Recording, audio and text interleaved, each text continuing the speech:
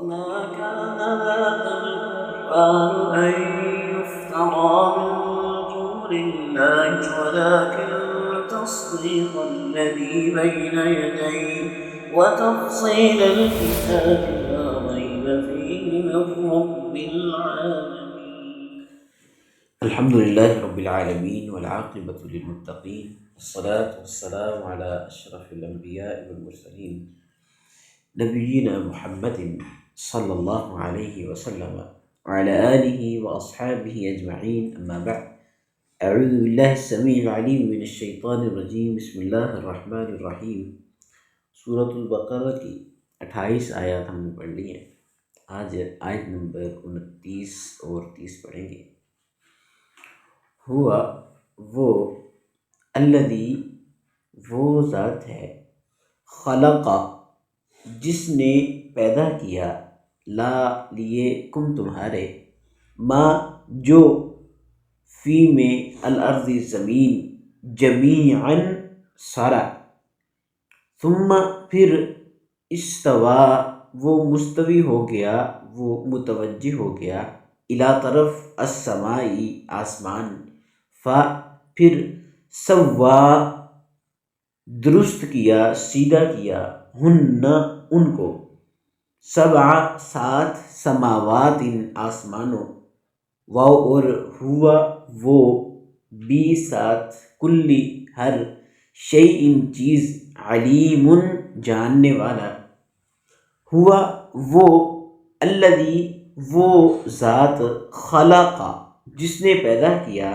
لا لیے، کم تمہارے، ما جو، فی میں، الارض زمین، جمیعاً سارا، ثم پھر، استوا وہ متوجہ ہو گیا، الی طرف، السمائی آسمان، پھر، سوا سیدھا کیا، درست کیا، ہن انہیں، سبع سات، سماوات آسمانوں، واو اور ہوا وہ، بی سات، کلی ہر، شیء چیز، علیم جاننے والا، واو اور، اذ جب، قالا کہا، رب رب کا تیرے، لیے، الملائکتی فرشتوں، انی بے شک میں، جاعل بنانے والا ہوں، فی میں، الارض زمین، خلیفتاً خلیفہ، جانشین، نائب، قالو ان سب نے کہا، کیا، تجعل تو بنائے گا، فی میں، اس، من جو، یفسد فساد کرے گا، فی میں، اس، واو اور، یسفک وہ بہائے گا، الدماء خون، واو اور، نحن ہم، نسبح ہم تسبیح بیان کرتے ہیں، بی ساتھ، حمدی حمد کے، کا تیرے، تعریف کے یا حمد کے، کا تیری، واو اور، نقدسو ہم پاکیزگی بیان کرتے ہیں، لا لیے، کم تمہارا، کا تیرے، قالا کہا، انی بے شک میں، اعلم زیادہ جانتا ہوں،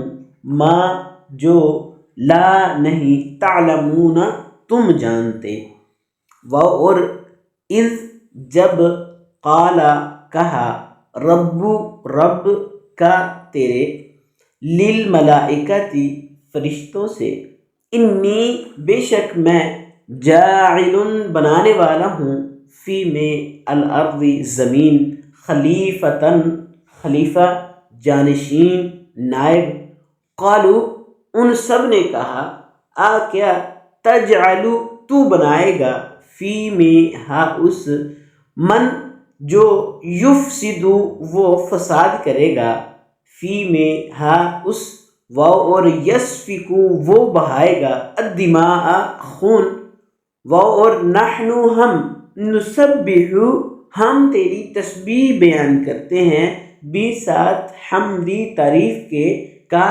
تیری، واو اور، نقدس ہم پاکیزگی بیان کرتے ہیں، لا لیے، کا تیرے، قالا کہا انی بے شک میں اعلم جانتا ہوں ما جو لا نہیں تعلمون تم جانتے.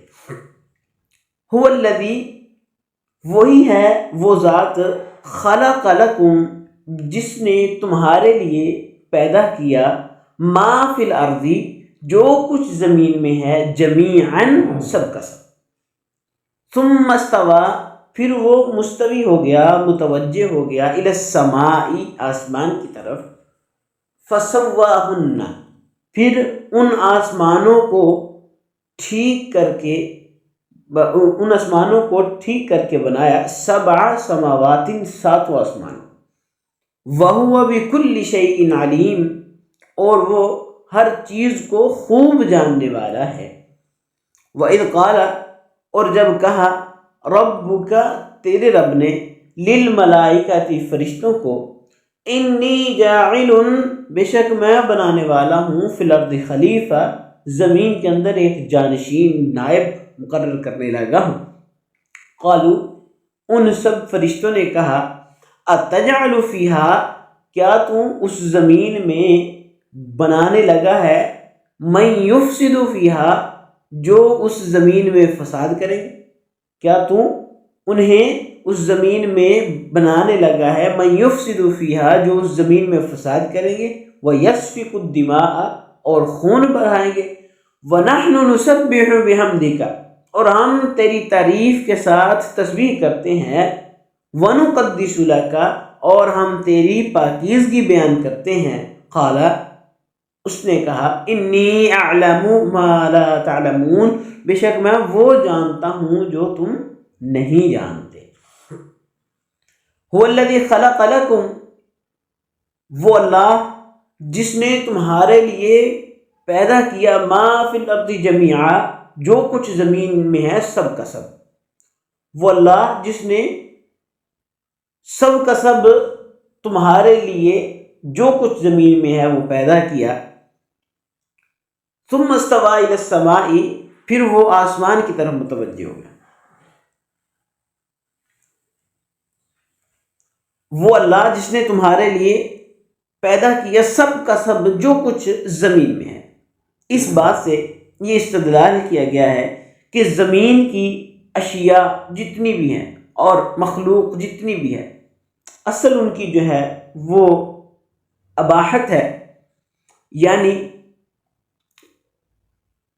اللہ یہ کہ کسی چیز کی جو حرمت ہے وہ نص سے ثابت ہو جائے، یعنی ساری کی ساری جو چیزیں ہیں وہ حلال ہیں. جس چیز کے بارے میں حرام ہونے کی صاف دلیل مل گئی ہے وہ حرام ہے، باقی سب کا سب حلال ہے. یعنی وہ الذی خلق لکم ما فی الارض جمیعا، اللہ نے فرمایا کہ جو کچھ بھی زمین میں پیدا کیا وہ سب کا سب تمہارے لیے پیدا کیا. تو اس کا جو استدلال کیا گیا وہ یہی ہے کہ جو کچھ زمین میں ہے اللہ کہ اسے حرام قرار دیا گیا ہو وہ حلال ہے.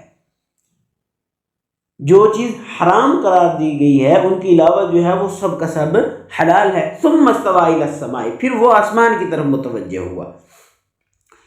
بعض سلف نے اس کا ترجمہ کیا ہے کہ پھر آسمان کی طرف چڑھ گیا، جیسے کہ صحیح البخاری کے اندر بھی ہے. اور اللہ تبارک و تعالیٰ کا آسمانوں کے اوپر عرش پر چڑھنا اور خاص مواقع پر آسمان دنیا پر نزول یہ اللہ کی صفات میں سے ہے، جن پر اسی طرح بغیر کسی تعویل اور کیفیت کے بیان کرنے کے ایمان رکھنا جو ہے وہ ضروری ہے. بغیر کسی بھی قسم کی کیفیت جو ہے وہ ہم بیان نہیں کر سکتے، ان کے بغیر ہی بس جس طرح بیان کر دیا گیا ہے، جس طرح قرآن میں اور حدیث میں آ گیا ہے، بس اسی طرح ہی اس پر ایمان رکھنا جو ہے وہ ضروری ہے. جس طرح قرآن اور احادیث کے اندر بیان کیا گیا ہے کہ اللہ تبارک و تعالی عرش پر مستوی ہے. اور فرمایا کہ فسواہن سبع سماوات پھر ان کو ٹھیک کر کے 7 آسمان بنا دیے. تو اس سے ایک تو یہ معلوم ہوا کہ آسمان ایک حسی وجود اور حقیقت ہے، یہ صرف اور صرف بلندی سے سما سے تعبیر نہیں کیا گیا. آسمان کا ایک وجود ہے، اس بلندی کو نہیں کہتے.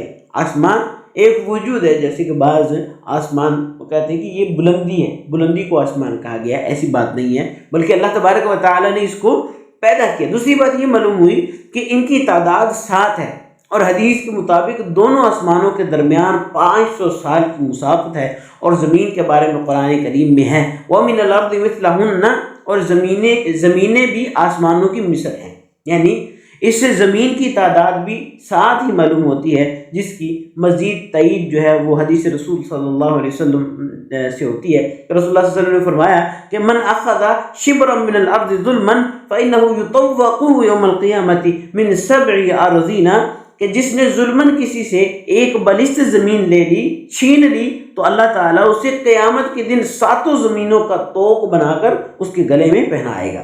تو اس آیت سے یہ بھی معلوم ہوتا ہے کہ آسمان سے پہلے زمین کی تخلیق ہوئی، لیکن سورۃ النازعات میں اللہ تبارک و تعالی ذکر فرماتے ہیں کہ وَالْأَرْضَ بَعْدَ ذَلِكَ دَحَاهَا، کہ زمین کو اس کے بعد بچھایا گیا۔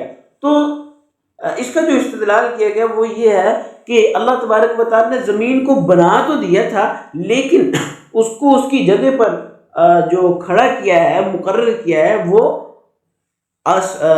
پہلے اسے زمین کو پہلے بنا لیا تھا، لیکن اس کی جگہ پر مقرر کیا وہ آسمان کے بننے کے بعد۔ اور اللہ تبارک و تعالی نے ارشاد فرمایا وَهُوَ بِكُلِّ شَيْءٍ عَلِيمٌ، اور وہ ہر چیز کو خوب جاننے والا ہے۔ وَإِذْ قَالَ رَبُّكَ لِلْمَلَائِكَةِ، اور یاد کرو جب آپ کے رب نے فرشتوں سے کہا۔ ملائکہ، فرشتے، یہ اللہ کی نوری مخلوق ہیں جن کا مسکن وہ آسمان ہے، جو اللہ رب العزت کے احکامات کی بجا لانے اور اس کی تحمید اور تقدیس میں مصروف رہتے ہیں، اور اس کے کسی بھی حکم کی سرتابی نہیں کرتے، نافرمانی نہیں کرتے۔ تو ان سے اللہ رب العزت نے فرمایا انی جاعل فی الارض خلیفہ، بے شک میں زمین میں ایک خلیفہ بنانے والا ہوں، جانشین بنانے والا ہوں۔ تو خلیفہ کے معنی جانشین، نائب ہیں۔ اہل علم کے درمیان اس میں اختلاف ہے کہ اللہ تبارک و تعالی نے آدم علیہ السلام کو خلیفہ کیوں کہا۔ بعض اہل علم کہتے ہیں کہ جب اللہ تبارک و تعالی نے آدم علیہ السلام کو بنانے سے پہلے جنات جو زمین پر رہتے تھے ان کو جب آدم علیہ السلام کو زمین میں بھیجا تو ان کا نائب قرار دیا، لیکن دیگر جو علماء ہیں وہ یہ بات کہتے ہیں کہ جانشین سے مراد ہے کہ اللہ تبارک و تعالیٰ کے احکامات کو اس کی مخلوق میں نافذ کرنے میں یہ نائب اور جانشین ہے۔ اور اصل بات جو ہے وہ یہی ہے کہ یہ اللہ رب العزت کے احکامات کو اس دنیا میں انسانوں پر نافذ کرنے میں اللہ کا جانشین ہے۔ تو فرشتوں نے کہا قالوا اتجعل فیہا من یفسد فیہا ویسفک الدماء، انہوں نے کہا کیا تو زمین میں اس کو بنائے گا جو اس میں فساد کرے گا اور خون بہائے گا؟ وَنَحْنُ نُسَبِّحُ بِحَمْدِكَ، اور ہم تیری تعریف کے ساتھ تسبیح بیان کرتے ہیں، وَنُقَدِّسُ لَكَ، اور تیری پاکیزگی بیان کرتے ہیں۔ کیا تو زمین میں اس کو جانشین مقرر کرنے لگا ہے جو اس میں فساد کرے گا، خون بہائے گا، حالانکہ ہم تو تیری تسبیح اور تیری پاکیزگی اور تیری تعریف جو ہے وہ بیان کرنے کے لیے کافی۔ تو فرشتوں کا یہ کہنا حسد یا اعتراض بالکل بھی نہیں تھا، بلکہ اس کی حقیقت اور حکمت معلوم کرنے کی غرض سے تھا کہ اے رب اس مخلوق کے پیدا کرنے میں کیا حکمت ہے، جبکہ ان میں کچھ ایسے لوگ بھی ہوں گے جو فساد پھیلائیں گے اور خون ریزی کریں گے۔ اگر مقصود یہ ہے کہ تیری عبادت ہو تو اس کام کے لیے ہم موجود ہیں، ہم تیری صبح و شام ہر وقت عبادت کرتے ہیں تو وہ کافی ہے، ہم سے وہ خطرات بھی لائق نہیں ہیں جو کہ نئی مخلوق سے متوقع ہیں۔ تو اللہ تبارک و تعالیٰ نے فرمایا کہ میں وہ بات جانتا ہوں جس کی بنا پر اللہ تبارک و تعالیٰ نے انہیں پیدا کیا، میں انہیں پیدا کرنے لگا ہوں، میں وہ بات جانتا ہوں جو کہ تم نہیں جانتے، کیونکہ ان میں اب انبیاء، شہداء، صالحین اور زہاد اور اولیاء بھی ہوں گے۔ اب یہ تو نہیں ہے کہ یہ سب کے سب فساد کرنے والے بھی ہوں گے، ان کے اندر اچھے بھی لوگ ہوں گے، کیونکہ اب ذریت آدم کے بارے میں فرشتوں کو یہ کیسے معلوم ہوا کہ وہ فساد برپا کرے گی؟ اللہ تبارک و تعالیٰ کے اس دنیا میں انسان کو پیدا کرنے کا جو مقصد وہ ایک تو نائب جانشین بنایا تاکہ وہ اللہ رب العزت کے احکامات کو انسانوں کے اندر نافذ کرے، دنیا والوں کے اندر نافذ کرے. اور اللہ رب العزت فرمایا وما خلقت الجن والانس الا لیعبدون، میں نے جنوں اور انسانوں کو اس لیے پیدا کیا کہ وہ میری عبادت کریں. اب اللہ تبارک و تعالی نے فرمایا انی اعلم ما لا تعلمون، میں وہ جانتا ہوں جو تم نہیں جانتے. فرشتوں سے کہا. اب اگلی بات رہی کہ آدم علیہ السلام کی اولاد کے بارے میں فرشتوں کو یہ کیسے معلوم ہوا کہ وہ فساد برپا کرے گی. اس کا اندازہ انہوں نے انسانی مخلوق سے پہلے کی مخلوق کے اعمال یا کسی اور طریقے سے کر لیا ہوگا. بعض نے کہا ہے کہ اللہ تبارک و تعالیٰ نے ہی بتلا دیا تھا کہ کیونکہ وہ خود تو جو فرشتے ہیں وہ عالم الغیب نہیں، انہیں کسی بات کا علم نہیں. وہ یہ بات کہتے ہیں کہ اللہ تبارک و تعالیٰ نے فرمایا کہ انی جاعل فی الارض خلیفہ یفعل کذا و کذا، کہ میں زمین کے اندر جانشین بنانے لگا ہوں جو ایسے ایسے کام کرے گا، جو ایسے ایسے کام کرے گا، زمین میں فساد برپا کرے گا، قتل کرے گا، خون ریزی کرے گا، اللہ رب العزت کی نافرمانی کرے گا. تو اللہ تبارک و تعالیٰ نے پھر اس کے مقابلے میں اس کے جواب کے اندر جو ہے وہ ان کے سوال کے جواب میں دیا کہ انی اعلم ما لا تعلمون، میں وہ جانتا ہوں جو کہ تم نہیں جانتے. آگے آیات کے اندر حضرت آدم علیہ السلام کو اللہ تبارک و تعالیٰ نے تمام مخلوقات پر فوقیت دی، حتیٰ کہ فرشتوں پر بھی فوقیت دی. اس کی وجہ کیا ہے وہ آئے گی انشاءاللہ، وہ اگلے سبق کے اندر پڑھیں گے. اللہ رب العزت سے دعا ہے کہ اللہ رب العزت ہمیں قرآن اور حدیث کو سمجھ کر عمل کی توفیق عطا فرمائے. سبحان ربک رب العزت عما یصفون وسلام علی المرسلین والحمد للہ.